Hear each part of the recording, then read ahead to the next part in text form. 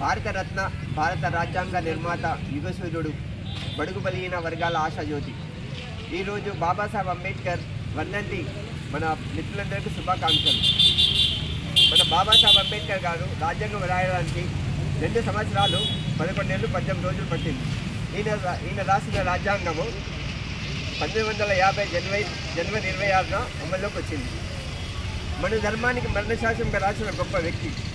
దేశం కోసం, దేశ ప్రజల కోసం సాంస్కృతిక, సామాజిక, రాజకీయ పరిస్థితులకు అనుగుణంగా దేశ ప్రజలను దృష్టిలో పెట్టుకొని అద్భుతమైన రాజ్యాంగం రాశాడు.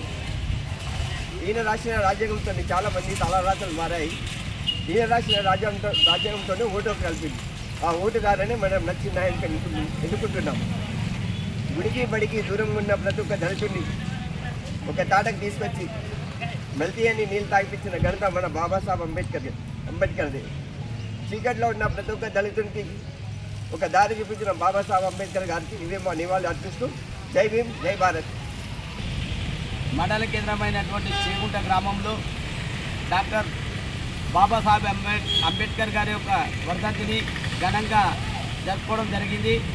భారత రాజ్యాంగ నిర్మాత బాబాసాహెబ్ అంబేద్కర్ గారు కేవలము మాలమాదిగలకే కాకుండా భారతదేశంలో ఉన్నటువంటి ప్రతి ఒక్కరికి ఆదర్శప్రియుడని నేను తెలియజేస్తున్నా. కొంతమంది ప్రజలు కూడా ఈ అంబేద్కర్ కోసం ఇంకా తెలియని వారు చాలామంది ఉన్నారని నేను తెలియజేస్తున్నా. అంబేద్కర్ జయంతి ఒకటే తెలుస్తుంది కానీ వర్ధంతి కూడా వాళ్ళకు తెలియదు.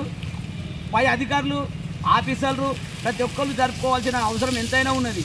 రాజ్యాంగ నిర్మాత అటువంటి అంబేద్కర్ గారి రాసిన రాజ్యాంగాన్ని మీరు అమలు చేసినటువంటి హక్కులు పొందుతున్నారు, కానీ మీరు కనీసం మీ ఆఫీసులలో కానీ మీ యొక్క అధికారికంగా చేయడం లేదు. ఎందుకంటే అంబేద్కర్ చిన్న చూపు చూడడం సరైన పద్ధతి కాదని మేము హెచ్చరిస్తూ ఉన్నాం. జై భీమ్, జై భీమ్.